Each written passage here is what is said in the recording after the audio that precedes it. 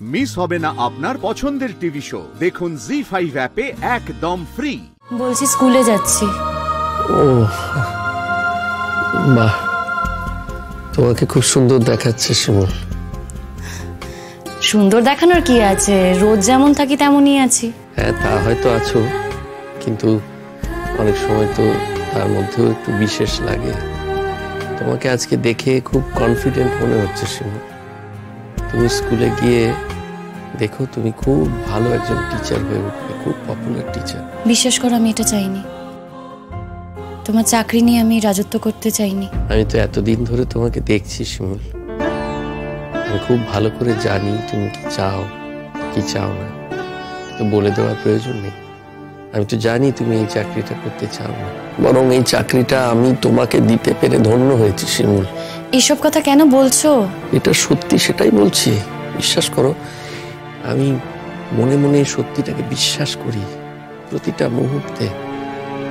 দেখো শিমুল, স্ত্রী হিসেবে তুমি আমাকে যা দিয়েছো, আমি সারা জীবনে তার ঋণ শোধ করতে পারবো না। এমনকি আমি সারা জীবন ধরে যদি একজন সাধু সন্তের মতো জীবন যাপন করি, তাহলেও সেই ঋণ শোধ করতে পারবো না। এই কথাগুলো শোনার জন্য কিন্তু আমি এখানে আসিনি। বেশ তো, বলো কি বলবে। আজ প্রথম দিন আমি স্কুলে যাচ্ছি। হ্যাঁ, তাই তো। খুব ভালো হবে তোমার প্রথম দিনের এক্সপিরিয়েন্স। দেখো, খুব ভালো হবে। ইনফ্যাক্ট আমার মনে হয় তোমার প্রত্যেক দিনের অভিজ্ঞতা খুব ভালো হবে। একটু একটু করে তুমি খুব উন্নতি করবে শিমুল। দেখো, স্কুলের প্রতিটা বাচ্চা তোমাকে কিন্তু খুব ভালোবাসবে, সবার কাছে খুব পপুলার হয়ে উঠবে তুমি। নিজের যোগ্যতায় তো আর চাকরিটা পাইনি। যোগ্যতা? আচ্ছা, একটা মানুষের যোগ্যতা কিভাবে নির্ধারণ করা যায় বলো তো? সে কি কি পরীক্ষায় পাশ করলো, তাই দিয়ে তার যোগ্যতা নির্ধারণ করা যায়? শিমুল, তুমি এই যে পড়াতে যাচ্ছ, তুমি ক্লাসে গিয়ে কেমন পড়াবে এবং তোমার সেই পড়ানো তোমার ছাত্রছাত্রীরা কিভাবে গ্রহণ করবে, সেইটা দিয়ে আসলে যোগ্যতা বিচার করা যায়।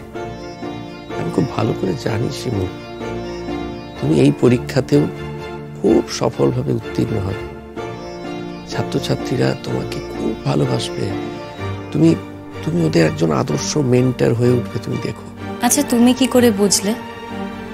আমি কি আগে কোথাও পড়িয়েছি, নাকি কেউ তোমাকে এই কথাগুলো বলেছে? তুমি কি করে অ্যাসেস করলে? কিভাবে অ্যাসেস করলাম? দেখো, একটা মানুষকে দেখে না অ্যাসেস করা যায়। এই যে দেখো শিমুল, আমাদের বাড়িতে আমার দিদি, সে তো এতদিন কারুর কথা খুব একটা তোয়াক্কা করতো না, অথচ সে কিন্তু তোমার সব কথা শোনে। আমার বোন তুতুল, হ্যাঁ, তুতুলও তো তোমার সমস্ত কথা শুনে, একটা কথাও কিন্তু তোমার সে অগ্রাহ্য করে না। সত্যি কথা বলতে গেলে আমাদের বাড়িতে প্রত্যেকে তোমার সমস্ত কথা শুনে চলে, কেউ তোমার কথা কিন্তু কোনোভাবে অমান্য করে না। কাজেই আমি খুব ভালো করে বুঝতে পারছি, তুমি স্কুলে যাবার পরে ছাত্রছাত্রীরাও ঠিক একইভাবে তোমার সমস্ত কথা শুনবে। তুমি একজন আদর্শ টিচার হয়ে উঠবে ওদের। বলছে একটু উঠতে পারবে? হ্যাঁ, কিন্তু আমার তো আসলে উঠতে খুব কষ্ট হয় শিমুল। না না, পুরোটা উঠতে বলছি না আমি, তোমায় একটু মাথাটা যদি তোলো। কিন্তু কেন বলো তো? এত কথা বলো না, উঠো তো। দাঁড়াও দাঁড়াও, আমি সাহায্য করছি। আস্তে আস্তে। ঠিক আছে।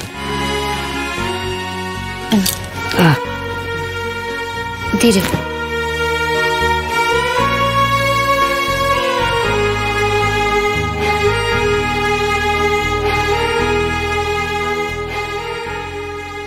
না না, কি করছো তুমি শিমুল? না, তুমি একটু চুপ করে থাকবে?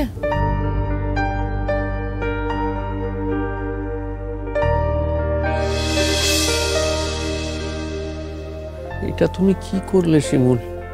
আমার মতো একটা নীচ মানুষ, একটা মহাপাতককে তুমি পায়ে হাত দিয়ে প্রণাম করলে। তুমি আমাকে আর কতটা লজ্জা দেবে বলো তো?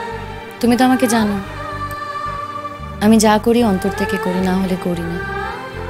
আজ আমি চাকরিতে যাচ্ছি, তোমার স্কুলে চাকরিতে যাচ্ছি, তোমার জন্য যাচ্ছি।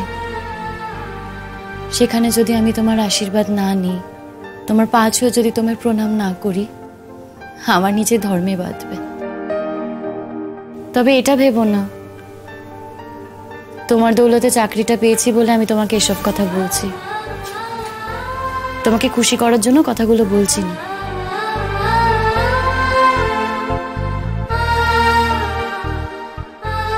কি হলো?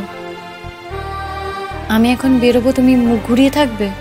তুমি এসো শিমুল, সাবধানে যেও। তুমি কিসে যাবে? কি হলো, মুখ ঘুরিয়ে কথা বলছো কেন? তাকাও এদিকে, মুখটা ফেরা।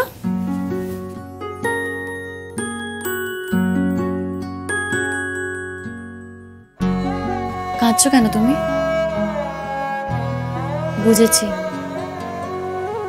তোমার খারাপ লাগছে না, সেটাই তো স্বাভাবিক। তোমার জায়গায় আমি স্কুলে যাচ্ছি, সেখানে না শিমুল না, বিশ্বাস করো সেই কারণে নয়। তাহলে? শিমুল, আমার খুব খারাপ লাগছে গো। আমার মতো একটা মানুষকে তুমি যে সম্মান দিচ্ছ, যে মর্যাদা দিচ্ছ আমায়, আমি তো কোনোভাবে তার যোগ্য নই। আমি তো খুব ভালো করে জানি আমি কি কি করেছি তোমার সাথে। এসব কথা কি এখন বলা উচিত?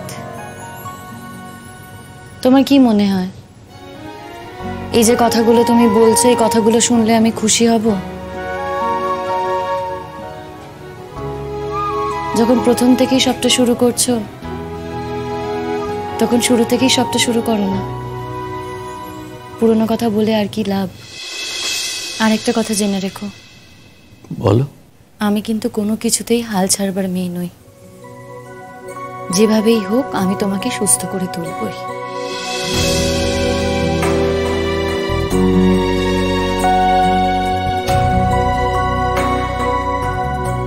শিমুল, একটা সত্যি কথা বলি তোমায়। আমার এখন খুব খুব বাঁচতে ইচ্ছে করে, ভীষণ বাঁচতে ইচ্ছে করে গো। মানে এমন নয় যে আমার এটা আগে করতো না, আগেও ইচ্ছে করতো, কিন্তু তখন তো আসলে আমি জীবন মৃত্যু এগুলোর কোনোটার মানে বুঝতে পারতাম না ঠিক মতো। এখন বুঝি। এখন আমি যে জায়গায় দাঁড়িয়ে আছি, আমার মনে হয় আমি যদি আরো কিছুদিন বাঁচতে পারি, তাহলে আমি আরো কিছুদিন তোমাকে কাছে পাবো, তোমার সঙ্গ পাবো।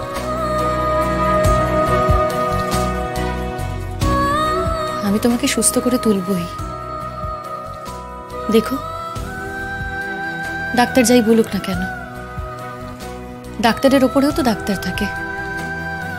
আমি দেখো না, ঠিক ঠিক তোমাকে সুস্থ করব। জি5 ডাউনলোড করুন আর সব এপিসোড দেখুন একদম ফ্রি।